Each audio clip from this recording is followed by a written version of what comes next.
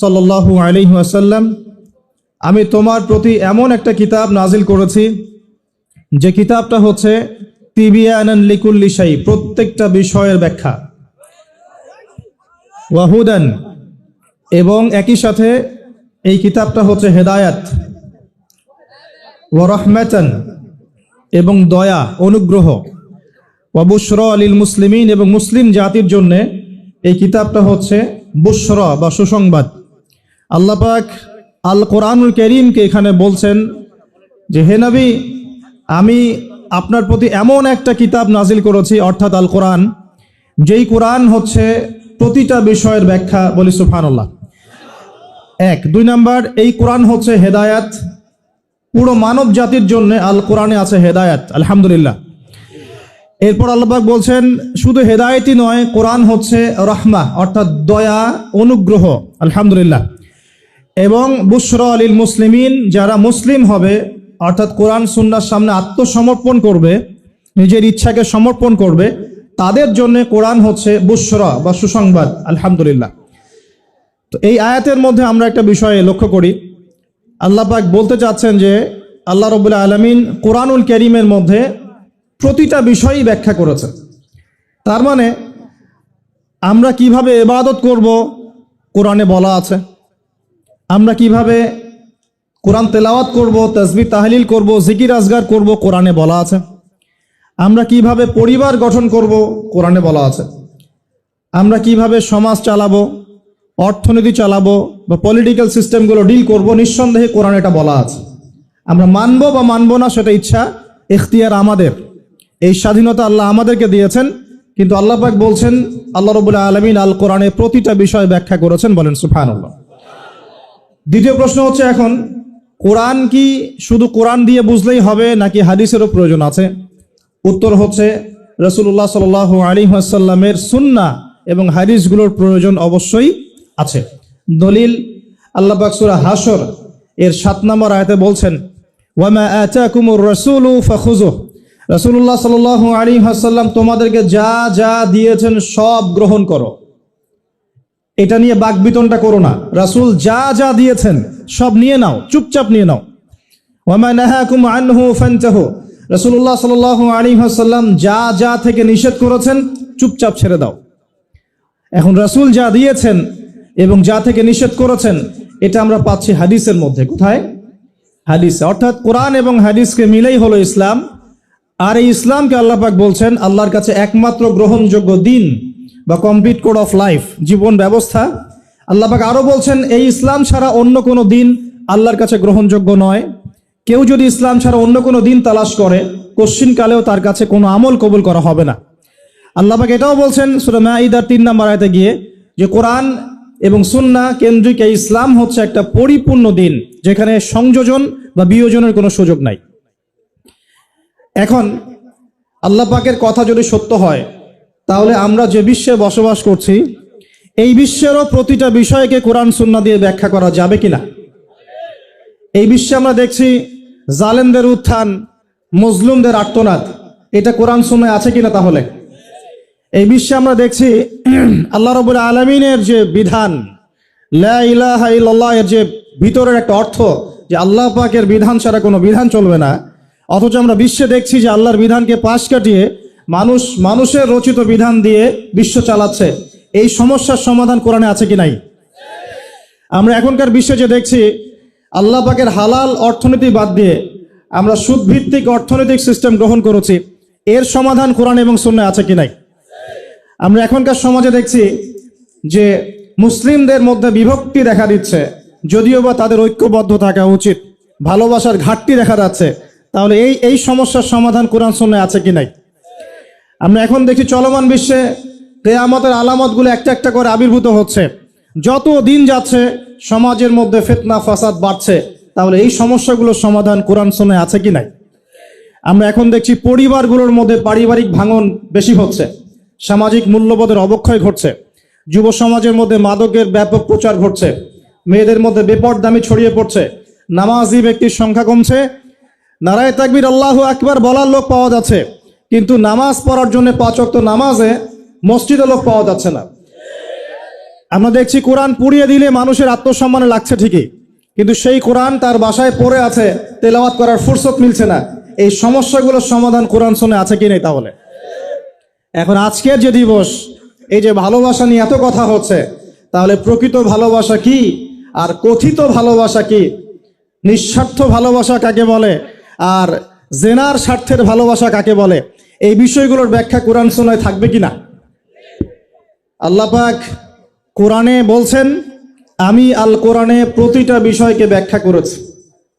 আমরা দেখছি ওয়ার্ল্ডের মধ্যে একটা মুভমেন্ট ছড়িয়ে পড়ছে যার নাম জায়নিস্ট মুভমেন্ট। এই মুভমেন্টের ব্যাখ্যা কোরআন সুন্নাহয় থাকবে কিনা? তাহলে আমরা দেখছি মুসলিম বিশ্বের মধ্যে প্রায় প্রতিটা মুসলিম কান্ট্রিতেই মুসলিমরা আজকে নির্যাতিত। তাহলে এর সমাধান কি কোরআন সুন্নাহয় আছে কি নাই? এখন আপনি যদি চিন্তা করেন যে কোরআন এবং সুন্নাহ জীবনের একটা অংশের হেদায়েত দেয়, তাহলে আমি বলবো আপনাকে আবারও কালিমা শাহাদা সাক্ষ্য দিয়ে মুসলিম হতে হবে। আমার কথা মনে হয় বুঝতে পারছেন না। যদি কোনো মানুষ মনে করে যে কোরআন সুন্নাহয় শুধু আংশিক সমাধান আছে, সামগ্রিক বিষয়ের সমাধান নাই, জীবনের প্রতিটা বিষয়ের সমাধান কোরআন সুন্নাহয় নাই, কারো আকীদা যদি এমন হয়, তাহলে তাকে আবারও আশহাদু আল্লা ইলাহা ইল্লাল্লাহ ওয়া আশহাদু আন্না মুহাম্মাদান আবদুহু ওয়া রাসূলুহু এই সাক্ষ্য দিয়ে মুসলিম হতে হবে। কারণ সে এখনো পরিপূর্ণ মুসলিম হতে পারে নাই। কখন হবে? যখন সে এই আকীদা বিশ্বাস পোষণ করবে যে হ্যাঁ, আল্লাহ পাক কোরআনে এবং রাসূলুল্লাহ সাল্লাল্লাহু আলাইহি ওয়াসাল্লাম সুন্নাহয়, কোরআন এবং সুন্নাহয় আমাদের জীবনযাত্রার প্রত্যেকটা সমস্যার সমাধান আছে, এবং এই সমাধানগুলো গ্রহণ করলে পরে বিশ্বে শান্তি আসবে, গ্রহণ না করলে শান্তি আসবে না। এই চিন্তা যদি না থাকে, এই চিন্তাকে নবায়ন করতে হবে। আল্লাহ পাক আমাদেরকে তৌফিক দান করুন। আসুন প্রসঙ্গে আসি। আল্লাহ রাব্বুল আলামিন আমাদেরকে ভালোবাসেন কিনা? আচ্ছা, ভালোবাসার প্রয়োজন আছে কি নাই? প্রথম কথা হচ্ছে ভালোবাসা কি? প্রথম শব্দটা হচ্ছে ভালোবাসা কি, সংজ্ঞা কি? ভালোবাসার সংজ্ঞা জানার আগে আমরা আগে জানি যে ভালোবাসা কয় প্রকার। আমরা কোরআন এবং সুন্নাহ স্টাডি করলে দেখতে পারি ভালোবাসা হচ্ছে দুই প্রকার। কয় প্রকার? একটা হচ্ছে নিঃস্বার্থ ভালোবাসা, একটা হচ্ছে স্বার্থকেন্দ্রিক ভালোবাসা। একটা হলো নিঃস্বার্থ ভালোবাসা, একটা হলো কি স্বার্থকেন্দ্রিক ভালোবাসা। আল্লাহ রাব্বুল আলামিন ভালোবাসা সৃষ্টি করলেন কখন? আগে সেখানে আসেন। আল্লাহ রাব্বুল আলামিন শুরুতে একা ছিলেন। কয়জন ছিলেন?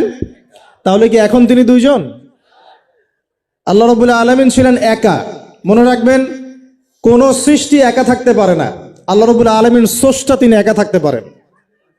চিরকুমার সংঘে নাম লেখানো বন্ধ করতে হবে। চিরকুমার সংঘে নাম লেখানো কি করতে হবে? বন্ধ করতে হবে। এখন এই সিলসিলা চলছে দেখে, একা একাই মেয়েরা জীবনযাপন করতে চায়, কোনো কোনো ক্ষেত্রে একা একা ছেলেরা জীবনযাপন করতে চায়। তো এই একাকী মানুষ থাকতে পারে না। সৃষ্টির পক্ষে একা থাকা সম্ভব নয়, স্রষ্টার পক্ষে সম্ভব। আল্লাহ রাব্বুল আলামিন একা ছিলেন, আজও একা। যখন কিছুই থাকবে না, আল্লাহ পাক একাই থাকবেন ইনশাআল্লাহ। আল্লাহ পাক সূরা হাদীদের মধ্যে বলছেন, হুয়াল আউয়ালু ওয়াল আখির, আল্লাহ পাক প্রথম, ওয়াল আখির আল্লাহ পাক শেষ, ওয়া যাহির আল্লাহ পাক প্রকাশ্য, ওয়াল বাতিন আল্লাহ পাক গোপন, ওয়া হুয়া বিকুল্লি শাইইন আলিম, আল্লাহ পাক প্রত্যেকটা বিষয় সম্পর্কে সম্যক জ্ঞানী। তাহলে এই আয়াত থেকে বুঝতে পারছি যখন কিছুই ছিল না আল্লাহ পাক ছিলেন, আবার যখন কিছুই থাকবে না কে থাকবেন? এমনটা আল্লাহ সূরা আর রহমানে বলেছেন, কুল্লু মান আলাইহা, বলেন কুল্লু মান আলাইহা, সবকিছু কি হবে? ফানা হয়ে যাবে। ফানা মানে একদম ধ্বংস হয়ে যাবে। ওয়ায়াবকা ওয়াজহু রাব্বিকা যুল জালালি ওয়াল ইকরাম, কি বাকি থাকবে? আল্লাহ রাব্বুল আলামিনের সত্তা বাকি থাকবে। এখন আসুন, এবার আল্লাহ পাক কি করলেন? আল্লাহ রাব্বুল আলামিন সর্বপ্রথম আরশে আজিম সৃষ্টি করেছেন। কি সৃষ্টি করেছেন? আরশে আজিম। এবং আরশটা ছিল পানির উপরে। সূরা হুদের মধ্যে আল্লাহ বলেছেন, কানা আরশুহু আলাল মা, আল্লাহ পাকের আরশটা ছিল পানির উপরে। এখন কোথায় আছে তাহলে? এখনো পানির উপরেই আছে। কোথায় আছে? আচ্ছা, কুরসি এবং আরশের মাঝখানে একটা মহাসাগর আছে। কি আছে? এই মহাসাগরের গভীরতা হচ্ছে 500 বছরের পথ। কত বছর? আমরা এখন বিশ্বাস করব না, কারণ নাসা এখন আবিষ্কার করে নাই, তাই না ভাই? নাসার নাম তো শুনেছেন। নাসা এখনকার বিশ্বের খোদা হয়ে গেছে, নাউজুবিল্লাহ। ও যা বলে মানুষ তাই বিশ্বাস করে। ও যদি বলে মঙ্গল গ্রহে পানি আছে, বিশ্ববাসী বলবে হ্যাঁ পানি আছে। ও যদি বলে মঙ্গল গ্রহে পানি নাই, বিশ্ববাসী বলবে হ্যাঁ মঙ্গল গ্রহে কোনো পানি নাই। ও যদি বলে যে অনেক দূরের কোনো গ্রহের মধ্যে এলিয়েন আছে, বিশ্ববাসী বলবে হ্যাঁ এলিয়েন আছে, এলিয়েন আছে। কিন্তু আল্লাহ পাক যদি বলেন যে আল্লাহ পাক মহাবিশ্বের মধ্যে মালাইকা সৃষ্টি করেছেন, বিশ্ববাসী বিশ্বাস করে না যে ফেরেশতা বলে কিছু আছে। আমি কি বুঝাতে পারছি? এটা হচ্ছে শিক্ষা কেন্দ্রিক শিরক। শিক্ষা এবং জ্ঞান কেন্দ্রিক শিরকের মধ্যে আমরা লিপ্ত হয়েছি এখন। বিজ্ঞানকে কোনো কোনো ক্ষেত্রে আমরা ইলাহের আসনে বসিয়েছি। বিজ্ঞান যা বলে তাই চোখ বন্ধ করে বিশ্বাস করে, আর বিজ্ঞান যা বলে না মানুষ বিশ্বাস করে না। আল্লাহ পাকের কথা বিজ্ঞানের অনুকূলে হোক আর প্রতিকূলে হোক মানুষ দেখতে চায় না। যেমন একটা এক্সাম্পল দিচ্ছি, যদি যদি এখনই সায়েন্স বলে যে আগামী 10 বছরের মধ্যে বিশ্বে বিভিন্ন জায়গায় বড় বড় সিরিজ ভূমিকম্প হতে পারে, 99% মানুষ বিশ্বাস করা শুরু করবে না? কিন্তু নবী সাল্লাল্লাহু আলাইহি ওয়াসাল্লাম বলছেন বাইনা ইয়াদাই সাআ, কিয়ামতের আগে আগে আসবে মুতানুন শাদীদ, মহামারী। মহামারী কিয়ামতের আগে কি আসবে? মহামারী। মুতানুন শাদীদ মানে বড় মহামারী, লম্বা বড় মহামারী, কঠিন মহামারী, শাদীদ। ওয়া বা'দাহু, এবং মহামারীর পরে আসবে সানাওয়াতু জালাজিল, ভূমিকম্পের বছরগুলো। ভূমিকম্পের বছর নয়, ভূমিকম্পের বছরগুলো। মানুষ বিশ্বাস করবে না। মানুষ 80% মানুষই বিশ্বাস করবে না, খালি মুসলিমরা বিশ্বাস করতে পারে, অন্যরা বিশ্বাস করবে না। কিন্তু সায়েন্স যদি বলে আগামী 10, 20, 30 বছরের মধ্যে বিশ্বজুড়ে ভূমিকম্পের সিরিজ হবে, মানুষ বিশ্বাস করবে। তার মানে আমরা আমাদের বিশ্বাসের ক্ষেত্রে একটা শিরক করছে। শিক্ষা এবং জ্ঞানতাত্ত্বিক ক্ষেত্রে আমরা একটা শিরক করছি। আমরা কোনো কোনো ক্ষেত্রে সায়েন্সকে ইলাহের আসনে বসিয়েছি, এটা শিরক হচ্ছে, এটা একটা শিরক হচ্ছে।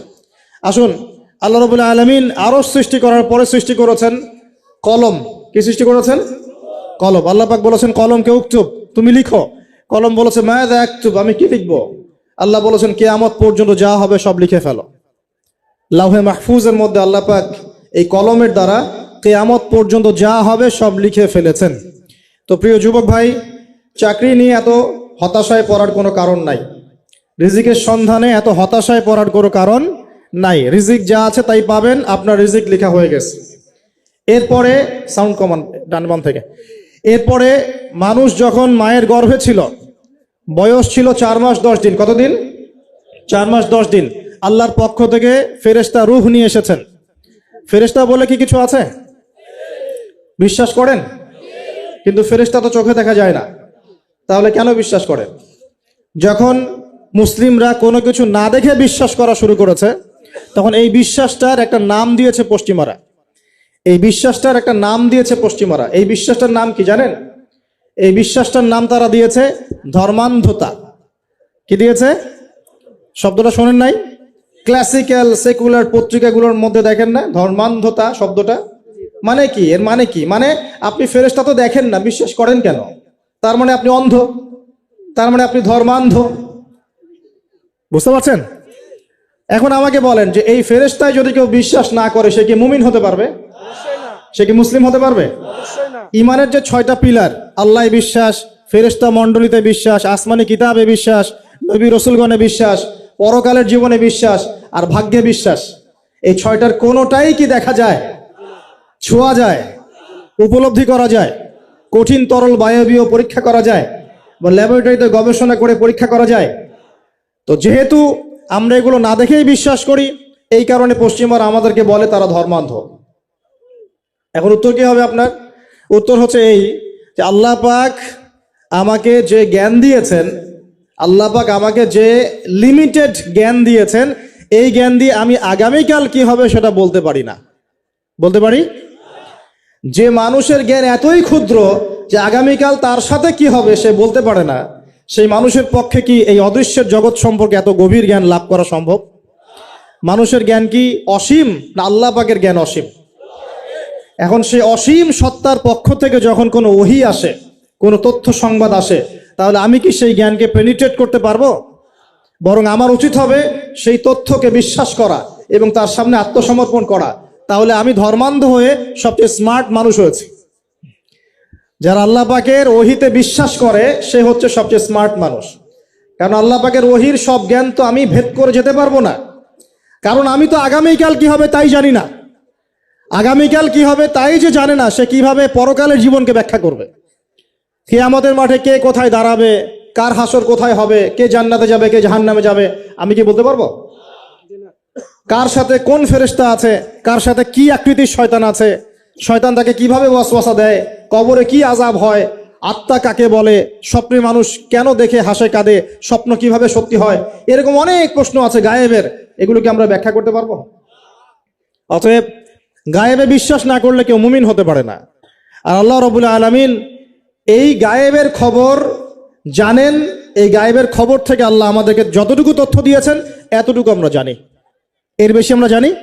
আচ্ছা, মায়ের গর্ভে যখন সন্তান, তখন ফেরেশতা লিখে দিচ্ছেন এক, তার হায়াত কতটুকু হবে, ব্যাস লেখা হয়ে গেছে। লেখা হয়ে গেছে মানে যা হায়াত, যা অপচয় করেছেন তো করেছেনই, এখন সারা জীবন যদি মাথাটা ঠুকরে ঠুকরে কাঁদেন তাও ওই অপচয়কৃত দিনগুলো ফিরে আসবে না। শিক্ষা নিবেন না এখান থেকে? 30 বছর চলে গেছে মানে 30 বছর আল্লাহর নাফরমানি করেছেন, সারা জীবন মাথা ঠুকরে কাঁদলেও ওই 30 বছর ফিরে আসবে না। আসবে যুবক ভাই? অতএব কি করা উচিত? ফিরে আসা উচিত নাকি এভাবেই চলতে থাকবে? লিখা হয়ে গেছে, বাড়বেও না কমবেও না। দুই, রিজিক কি কি পাবেন, আপনার রিজিক সব লেখা হয়ে গেছে। এখন এখন আপনারা কি রিজিকটাকে হালাল পথে চাচ্ছেন না হারাম পথে? যদি হালাল পথে চান ওই অ্যামাউন্ট অফ রিজিকই পাবেন, যদি হারাম পথে চান ওই রিজিকই পাবেন, এর বাইরে যাবে না রিজিক। যাবে? যাহলে সবর করেন, আল্লাহ পাক হালাল পথেই রিজিক দিবে ইনশাআল্লাহ তাআলা। রিজিক বৃদ্ধির জন্য কিছু আমল আছে, তার মধ্যে শ্রেষ্ঠ আমল হচ্ছে নামাজ, এর সাথে চাশতের নামাজ পড়া। চাশত মানে সালাতুদ দুহা, এর আগে ইশরাকের নামাজ আছে। রিজিক বৃদ্ধির জন্য আত্মীয়তার সম্পর্ক বজায় রাখতে হয়, আত্মীয়তার সম্পর্ক বজায় রাখলে রিজিক প্রশস্ত হবে। বেশি বেশি যে আল্লাহর জিকির করে এবং কোরআন তেলাওয়াত করে তার রিজিক বাড়ে আলহামদুলিল্লাহ, এবং যে আল্লাহর রাস্তায় খরচ করে তার রিজিক বাড়ে ইনশাআল্লাহ।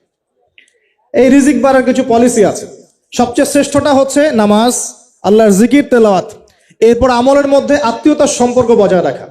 নবীজি বলছেন কেউ যদি চায় যে তার রিজিকটা লম্বা হোক, হায়াতটা লম্বা হোক, সে যেন আত্মীয়তার সম্পর্ক বজায় রাখে।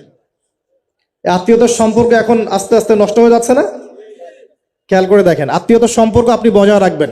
মনে রাখবেন, আমি বারবার একটা কথা বলেছি আপনাদের ওয়াজ মাহফিলে, যে পৃথিবীতে যে কাজই করবেন আল্লাহর সন্তুষ্টির জন্য করবেন।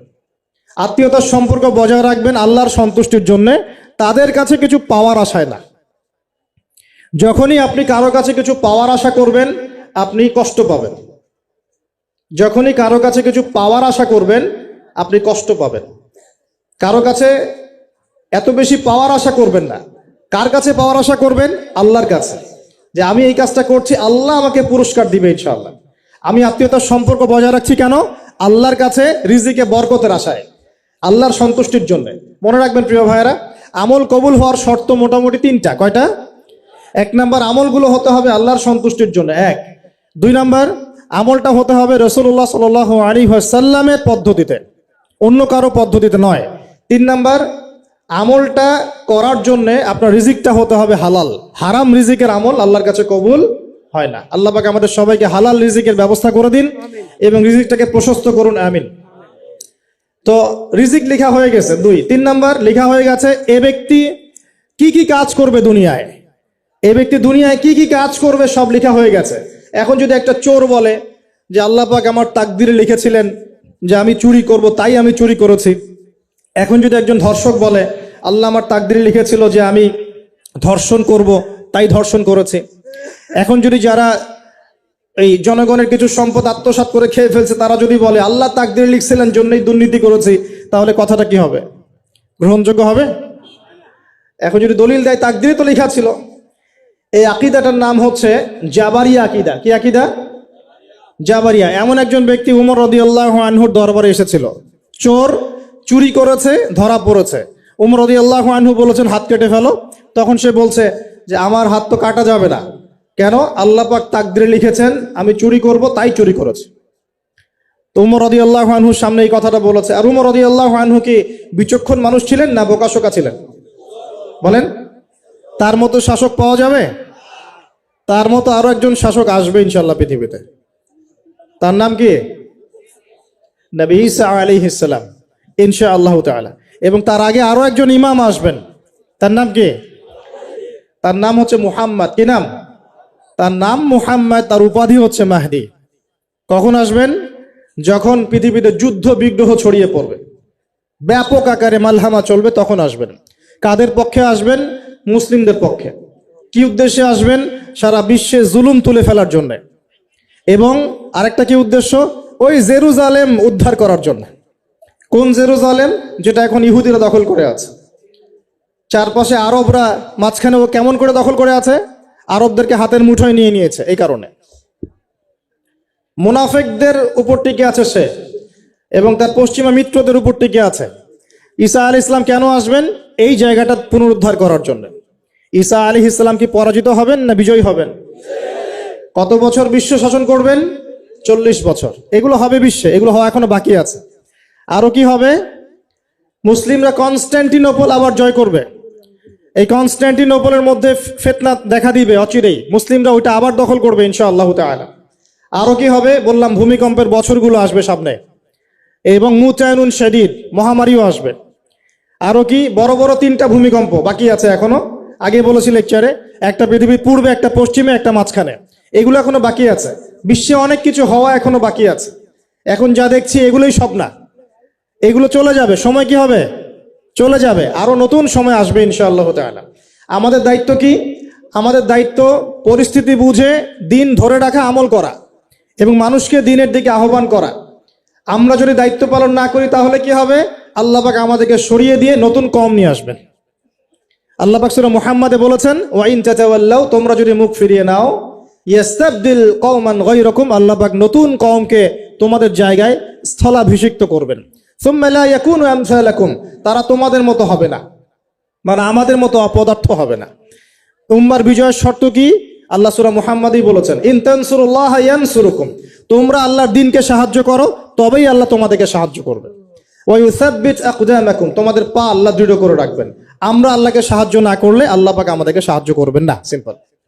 আল্লাহ পাক সূরা রা'দের মধ্যে বলছেন, ইন্নাল্লাহা লা ইউগাইয়িরু মা বিকওমিন হাত্তা ইউগাইয়িরু মা বিআনফুসিহিম, আল্লাহ পাক কোন কওমের অবস্থা ততক্ষণ পরিবর্তন করেন না যতক্ষণ না সেই কওম তার নিজের অবস্থার পরিবর্তনের চেষ্টা করে। তাহলে আমাদের পরিবর্তন কেন হচ্ছে না? কারণ আমরা নামাজ ছেড়ে দিয়েছি। 90% মুসলিমের দেশে কত পার্সেন্ট নামাজ পড়ে চিন্তা করে দেখবেন। আমরা কোরআন ছেড়ে দিয়েছি। 90% মুসলিমের দেশে কত পার্সেন্ট বিশুদ্ধ করে কোরআন তেলাওয়াত করতে পারে একটু খোঁজ নিয়ে দেখবেন। কোরআন শুমারি করে দেখেন, নামাজ শুমারি করে দেখেন, তাহলে বুঝতে পারবেন। আর যারা কোরআন পড়তে জানে তাদের মধ্যে কত পার্সেন্ট কোরআনের অর্থটা বোঝে, এটা আরো বড় বিষয়। তারপরে আবার কারা মেনে চলে, এটা আরো বড় বিষয়। আর আমরা কতজন মানুষ দিন ইসলামকে সামগ্রিক দিন হিসেবে মানি, এটাও একটা বড় বিষয়। আমরা মানি ঠিকই, আংশিক আংশিক। যেমন ইবাদত বন্দেগীর জীবনে মুসলমান, অর্থনৈতিক জীবনে গিয়ে আবার সুদখোর, এমন না বিষয়টা? এমন হয় না বিষয়টা? ইবাদত বন্দেগীর জীবনে আমি পাক্কা মুসলিম, কপালে সেজদার দাগ আছে মাশাআল্লাহ, দাড়ি টুপিও আছে মাশাআল্লাহ, কিন্তু ব্যবসায় গিয়ে মাপে কম দিচ্ছি না, ব্যবসায় গিয়ে আমি হারাম ভেজাল দিচ্ছি কিনা, এরকম হচ্ছে কিনা? হচ্ছে। কিন্তু সে কিন্তু মুসলিম এবং নামাজও পড়ে। তো আমাদের সমস্যা ভাই এখানেই। এখন এই সমস্যাটা সলভ করলে ইনশাল্লাহ সব সমস্যা সলভ হয়ে যাবে ইনশাল্লাহ। সমস্যাটা কি? আমরা ইসলামটাকে আংশিকভাবে মানি, পরিপূর্ণ জীবনে ইসলাম বাস্তবায়ন করতে পারছি না। আমি আপনি হয়তো কেউই পারছি না। ফখর করলে বলার নাই যে আমি খুব পারছি, আসলে আমিও পারছি না। কারণ এই যুগে এটা পারাটা খুব ডিফিকাল্ট। এই যুগে পারাটা কি? খুবই কঠিন। কিন্তু এটাই তো এই যুগের চ্যালেঞ্জ। নবীজি বলেছেন, তোমাদের সামনে এমন যুগ আসছে যে যুগে ঈমান ধরে রাখাটা হাতের মধ্যে আগুন ধরে রাখার মতো হবে। তবে সুসংবাদ ওই যুগে তাদের জন্য যারা আমার সুন্নতকে আবার জীবিত করতে পারবে, যে আমার মৃত সুন্নতকে জীবিত করবে, আল্লাহ পাক তাকে দুধ মানে প্রেমময়, আল্লাহ পাক ভালোবাসেন কিনা? তাহলে এই পুরো মহাবিশ্ব সৃষ্টি করে আল্লাহ পাক কি মহাবিশ্বের মধ্যে ভালোবাসা ছড়িয়ে দেন নাই? আল্লাহ রাব্বুল আলামিন 6 দিনে মহাবিশ্ব সৃষ্টি করে মহাবিশ্বের সব জায়গায় যার যার কাজ তাকে বুঝিয়ে দিলেন। কোন গ্রহ কি কাজ করবে, কোন সৌরজগৎ কেমন করে চলবে, দুনিয়া কিভাবে ঘুরবে, সূর্য কিভাবে উঠবে, চাঁদ কিভাবে আসবে, কোন মাখলুক কি কাজ করবে, ফেরেশতাদের কাজ কি হবে, ইত্যাদি ইত্যাদি। আল্লাহ পাক সমস্ত কাজ বুঝিয়ে দিলেন সূরা আলিফ লাম মিম সেজদা, হামিম সেজদার মধ্যে আছে, পড়ে দেখবেন। আল্লাহ পাক পুরো মহাবিশ্বের দায়িত্ব বন্টন করে দিলেন। এবার আল্লাহ রাব্বুল আলামিন কি করলেন শোনেন। আল্লাহ রাব্বুল আলামিন বলছেন, এই পুরো মাখলুক কায়নাত সৃষ্টি করার পর আল্লাহ পাক তার রহমতকে 100 ভাগে ভাগ করলেন। কত ভাগে? আল্লাহ পাকের দয়া, রহমত, ভালোবাসাকে 100 ভাগে ভাগ করলেন। ভাগ করে এক ভাগ, মাত্র এক ভাগ আল্লাহ পাক পুরো মহাবিশ্বে ছড়িয়ে দিলেন। বলেন সুবহানাল্লাহ। বাকি 99 ভাগ রহমত আল্লাহ পাক তার কাছে রাখলেন। এই এক ভাগ ভালোবাসার কারণেই, এই এক ভাগ ভালোবাসার কারণেই এই যে সন্তান কান্না করলে মায়ের বুক ফেটে যায়, সন্তান অসুস্থ হলে বাবার বুক ফেটে যায়, যেই বাবা সহজে চোখের পানি কাউকে দেখায় না, সেই বাবা জায়নামাজে দাঁড়িয়ে চোখের পানি ছাড়তে থাকে। এই এক ভাগ রহমতের কারণে আমরা দেখি যে রাস্তার কুকুর পর্যন্ত তার বাচ্চাকে চাটে, আদর করে, মহব্বত করে। এই এক ভাগ রহমতের কারণে আমরা আমাদের স্ত্রীদেরকে মহব্বত করি, স্ত্রীকে সুখে রাখার জন্য জীবনটা পর্যন্ত বিলিয়ে দেয়। সকাল থেকে রাত পর্যন্ত কোনো কোনো ক্ষেত্রে হারাম পথে যেতেও দ্বিধা করি না, স্ত্রী সন্তান সুখে থাক এই আশায়, তাই না ভাই? এই এক ভাগ রহমতের কারণে, এই এক ভাগ রহমতের কারণে গাভী দেখবেন, গাভী তার বাচ্চাকে প্রসবের পর চাটে, গাটা চেটে পরিষ্কার করে দেয়। এই এক ভাগ রহমতে পুরো কায়নাত টিকে আছে। আর নবী সাল্লাল্লাহু আলাইহি ওয়াসাল্লাম বলছেন, বাকি 99% রহমত আল্লাহ পাক তার কাছে রেখেছেন। এই রহমত এবং ভালোবাসা দিয়ে আল্লাহ পাক কিয়ামতের মাঠে মানুষকে মাফ করবে ইনশাআল্লাহ। তার মানে বলেন আল্লাহু আকবার। তার মানে আমরা আশা করতে পারি ইনশাআল্লাহ তাআলা আমরা আল্লাহর জান্নাত পাবো ইনশাআল্লাহ। পাবো কি না? শুধু একটা কাজ যদি উম্মত করতে পারে জান্নাত পাবে। বলে দিব কোনটা? অনেক কাজই আছে, কিন্তু স্পেশাল একটা কাজ, একটা। আল্লাহ রাব্বুল আলামিন মেরাজের রাতে তার নবীকে উঠিয়ে নিয়েছিলেন, উঠিয়ে নিয়ে কাছে নিয়ে আসছেন, একদম কাছে, আর যে আরশের কাছাকাছি। নবী সাল্লাল্লাহু আলাইহি ওয়াসাল্লাম বলছেন, ওই সময় তার উপর 3টা স্পেশাল ওহী করা হয়েছে। কয়টা? 3টা। একটা হচ্ছে 50 ওয়াক্ত নামাজ। কত ওয়াক্ত? এটা কমতে কমতে কমতে কত ওয়াক্ত হয়েছে? 5। 5কেও কমানোর জন্য কোন নবী বলছিলেন? মুসা আলাইহিস সালাম বলছেন 5ও পারবে না, কমাই নিয়ে আসেন। 5ও যে পারবে না, মুসা আলাইহিস সালাম কেমন করে জানলেন? তার উম্মত 2 ওয়াক্ত নামাজ ফরজ। কয় ওয়াক্ত নামাজ ফরজ ছিল? ওই 2 ওয়াক্ত তার আদায় করতে পারে নাই। এই অভিজ্ঞতা থেকে তিনি বলেছেন যে আপনার উম্মত 5 ওয়াক্ত পারবে না। সত্যি না মিথ্যা কথাটা? আসলেই কি উম্মত 5 ওয়াক্ত নামাজ পড়তে পারছে? আচ্ছা, যাই হোক, আল্লাহ পাক আমাদেরকে পড়ার তৌফিক দান করুন। দ্বিতীয় ওহী হচ্ছে সূরা বাকারার শেষের 3টা আয়াত। কয় আয়াত? সূরা বাকারার শেষের 3 আয়াত ওহী করেছেন কে? আল্লাহ রাব্বুল আলামিন। কোন ব্যক্তি যদি রাতের বেলা সূরা বাকারার শেষের 3টা আয়াত পড়ে সারা রাত ইবাদত করার নেকি পাবে ইনশাআল্লাহ। আর 3 নাম্বারটা হচ্ছে স্পেশাল, সেটা হচ্ছে আল্লাহ পাক বলেছেন, হে মুহাম্মদ সাল্লাল্লাহু আলাইহি ওয়াসাল্লাম, বলেন সাল্লাল্লাহু আলাইহি ওয়াসাল্লাম, তোমার উম্মতের কোনো ব্যক্তি যদি আসমান জমিনের সমান গুনাহ নিয়ে আমার সামনে দাঁড়ায়, আসমান জমিন সমান গুনাহ নিয়ে আমার সামনে দাঁড়ায়, কিন্তু আমার সাথে শিরকের পাপ নাই, আমার সাথে কোনো শিরকের পাপ করে নাই, ইনশাআল্লাহ আমি আল্লাহ তার সামনে আসমান জমিন সমান ক্ষমা নিয়ে হাজির হব ইনশাআল্লাহ। তার মানে আমরা যদি ইনশাআল্লাহ তাআলা শিরকের পাপ থেকে দূরে থাকতে পারি, ইনশাআল্লাহ আশা করা যায় আমরা আল্লাহর সন্তুষ্টি পাবো ইনশাআল্লাহ। এরপর আল্লাহ রাব্বুল আলামিন কি করলেন?